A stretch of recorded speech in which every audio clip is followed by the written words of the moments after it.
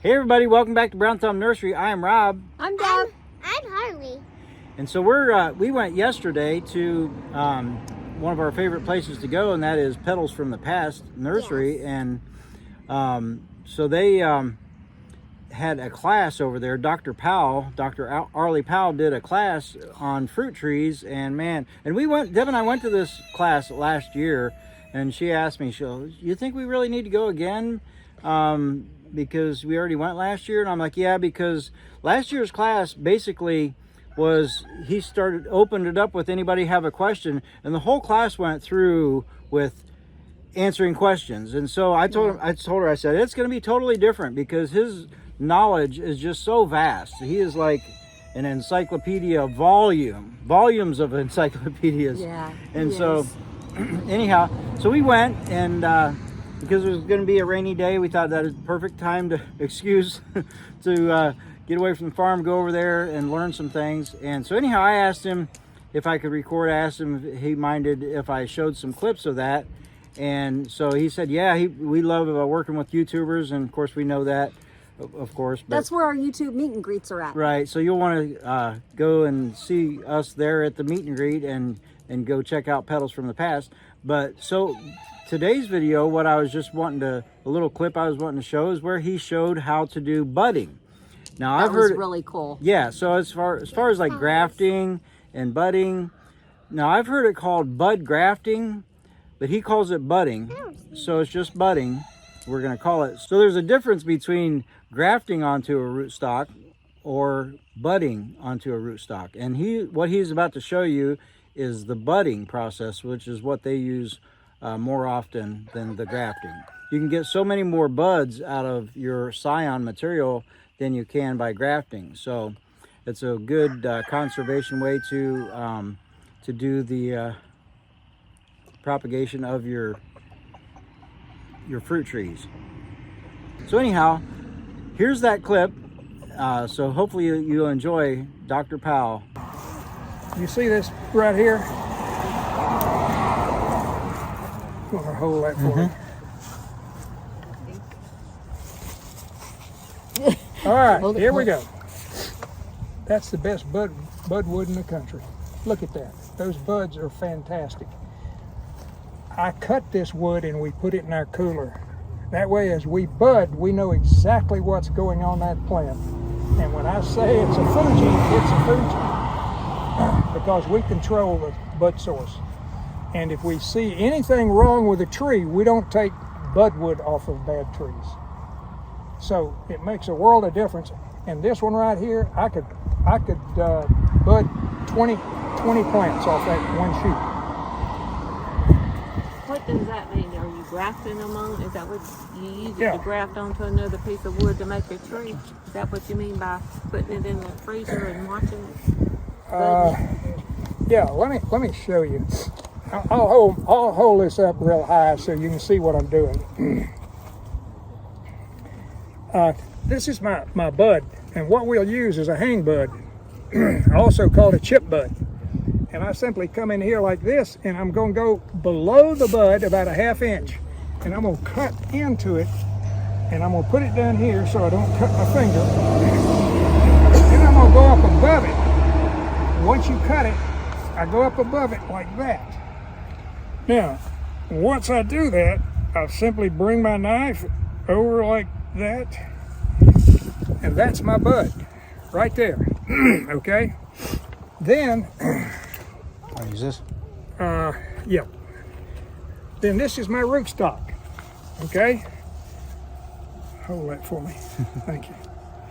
All right, what I'm going to do now is I'm going to hang it. This is a hang bud.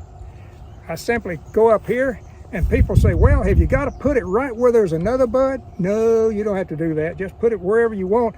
You want a straight line, as straight as you can get it. Don't put it up where it's curving. It's hard to pull it tight. So I simply start up here, and I cut this down just like you see right here. I'm cutting into the wood just a little bit, okay? Then I cut the top of that off, just like there. Now see, that's opened up, but I've got a little flap down below. Now, I simply take this bud and make sure you got it right side up. A bud knows its head from its tail. So if you put it down like this, they'll take, and then they'll try to grow down, and then they're trying to figure out where they are. So if when you do that, you're going to take this bud right here, and right underneath it, you're going to slide that bud in just like that. All right, you bring it down to right about there, and that's pretty darn good right there. One side is not lined up. I've got one side lined up with a cambium. That's that cambial tissue that produces new cells constantly, so it'll callus. Now, when we do this the 1st of March, in about 14 days, that's healed over. Then we simply come up here and break it off. This becomes a nurse limb. We leave the leaves on it, it carries on photosynthesis, it gives food back to the bud, and once that bud, I simply go above it and I cut about a 1/2 inch just like that to force this bud to grow rather than the buds around it.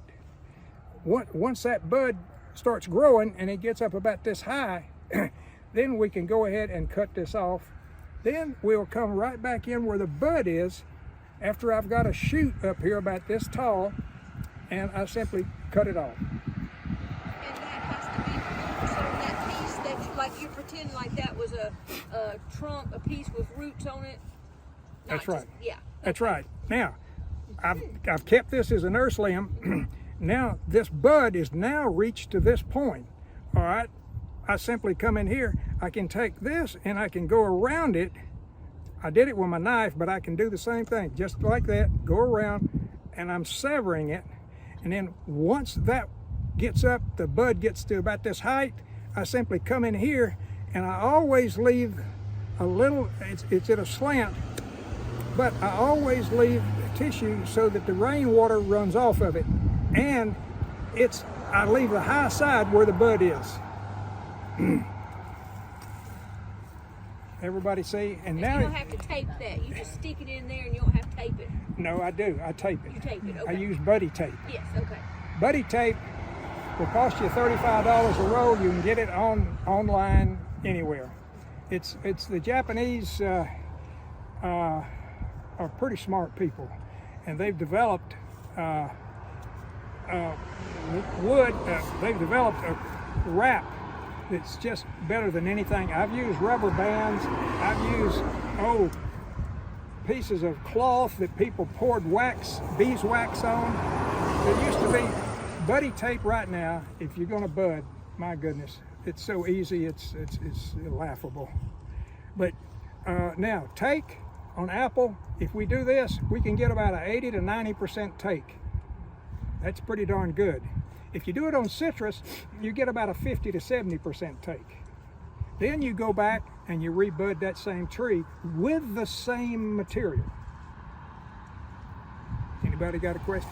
Yeah, so this is in your hand, but when you do it for real, is this rooted in the ground? This is, well, no. I bring in rootstock from Oregon, and I put it in my cooler and I bring it out, and what I've got is the portion, the top part of the cutting.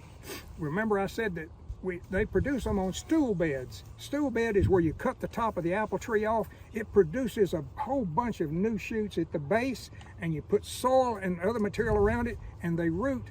So when I get it, I got a whole mass of roots here on this end, and I simply cut off a portion of this because they're always too tall. And bud it, then I put it back in the cooler and leave it about 2 weeks, sometimes 3 or 4, and then bring it out and pot it. And that's all you, and then for 1 year, you can make a tree. You just have to time it. But I do bring in rootstock, and we go with whatever rootstock we need at that time. So anyways, guys, we just wanted to share that part with you. There probably is more to come on what Dr. Powell shared with us. The class was incredible. Yeah, we went. It was we so did sat through a couple of hours of the classroom portion, and then we went outside, which is what you saw today. Yep. But we'll probably maybe throw out a few other little tidbits here and there in some videos. Yeah. But now I'm snitching him away from his nursery stuff, and we're going to get ready to take care of chicken mites.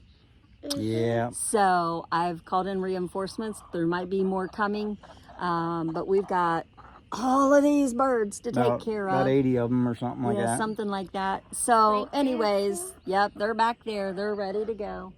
They're hollering because I haven't fed them yet, so I could wrangle them in. But if you want to see about chicken mites, you can jump over to Generations Homestead. We'll be over there. Don't do that, crazy girl. Stop. She's so ornery.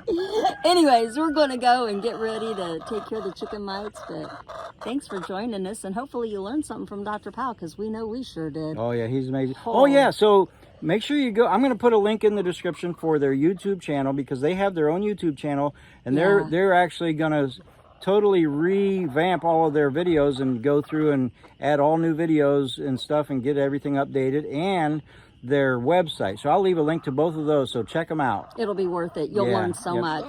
And then go there. Go there. All right.